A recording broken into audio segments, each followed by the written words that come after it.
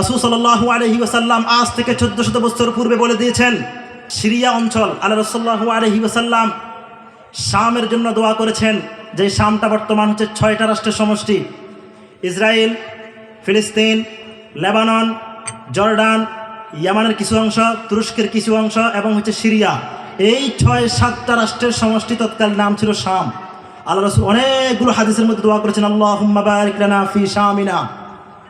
আরেকটা হাদিসে বলছেন, আলা ইন্নাল ঈমানা বিশ-শাম হিনা তাকাউল ফিতান, যে যখন গোটা বিশ্বের বিভিন্ন দিকে যখন ফিতনা শুরু হবে তখন একদল শামের ভিতরে থাকবে যারা পাক্কা ঈমানদার হবে। আরেক হাদিসে বলছেন, লা তাজালু তাইফাতুম মিন উম্মতি যাহিরিনা আলাল হাক্কি বিশ-শাম ওয়া ফি রিওয়ায়াতিন গায়রি শাম, মানে শাম কোন কোন রিওয়ায়াতে শাম উল্লেখ করা আছে, কোন রিওয়ায়াতে শাম উল্লেখ করা নাই।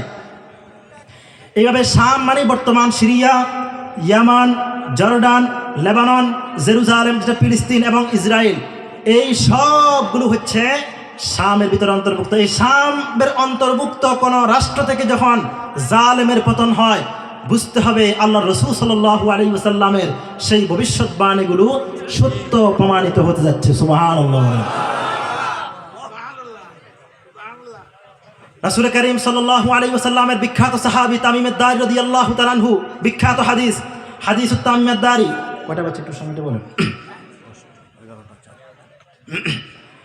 রাসূল সাল্লাল্লাহু আলাইহি ওয়াসাল্লামের বিখ্যাত সাহাবী তামিম আদ-দারি রাদিয়াল্লাহু তাআলা আনহু 1 মাস যাবত একটা দ্বীপের মধ্যে নিয়ে ঘুরছেন। ঘুরার পরে একটা আশ্চর্যটা জন্তুর সাথে দেখা। লম্বা হাদিস, আমি সংক্ষেপে বলতেছি। দেখার পরে জিজ্ঞেস করলো, তোমরা যার কাছে আসছো তিনি আরো ওইদিকে আছে, দাজ্জালের সাথে সাক্ষাতের জন্য। তামিম আদ-দারি রাদিয়াল্লাহু তাআলা আনহুর সাথে তিনার সাথে আরো সাহাবায়ে কেরাম ছিলেন। তিনারা এক পর্যায়ে যখন দাজ্জালের সাথে সাক্ষাৎ হলো, দাজ্জাল 3টা প্রশ্ন করলো। 1 নাম্বার, আন নাখলি বাইসান, হাদিসের মধ্যে আছে। দাজ্জাল জিজ্ঞেস করলো, বাইসান নামক খেজুর গাছের কি খবর? হাল ইউসমির আমলা, সেখানে কি খেজুর আছে, ফল আছে? তামিম আদ-দারি রাদিয়াল্লাহু তাআলা বললেন, হিয়া কাসীরাতুন নাখল, সেখানে অনেক বেশি খেজুর আছে। তখন দাজ্জাল বলল, এমন একটা সময় আসবে সেখানে খেজুর থাকবে না। এরপরে জিজ্ঞেস করলো, আখবিরনি আন বুহাইরা আত-তাবারিয়া, তাবারিয়া লেক, তাবারিয়া দরি সম্পর্কে আমাকে কিছু বলো। তামিম আদ-দারি জিজ্ঞেস করলেন, আন আইশানিন তাস্তাখবির, তাবারিয়া লেকের কি বিষয় আপনাকে খবর দিব? দাজ্জাল জিজ্ঞেস করলো, হাল ফীহি মাউন আমলা, সেখানে কি পানি আছে? ওয়া হাল তাজরাউনা আহলুহু মিনহু, এবং সেই তাবারিয়া লেকের আশপাশের মানুষ সেখান থেকে কি এখনো পানি নিয়ে চাষাবাদ করে? তামিম আদ-দারি বললেন, হ্যাঁ করে। দাজ্জাল বলল, সে এক সময় তাবারিয়া লেক শুকিয়ে যাবে।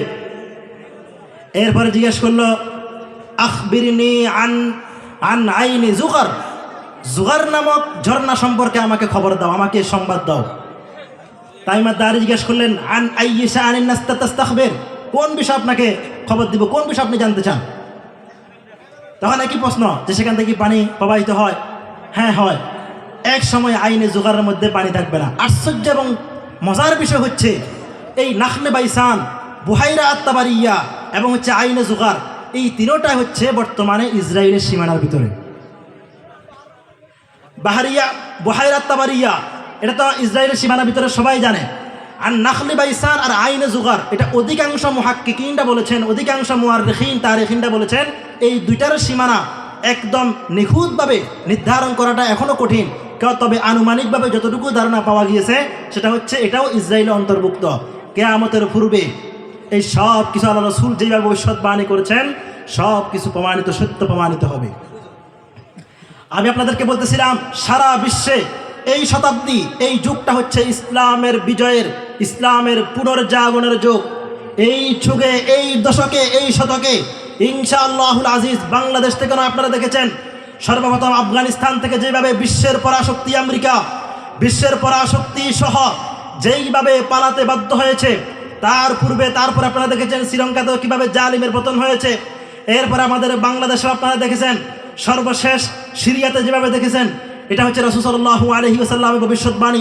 এক সময় গোটা পৃথিবী থেকে সকল জালিমের পতন হবে, আবার মুসলমানদের বিজয় ধ্বনি মুসলমানরা আবার তুলবে, মুসলমানদের বিজয় আবার হবেই হবে। ঠিক কিনা বলে?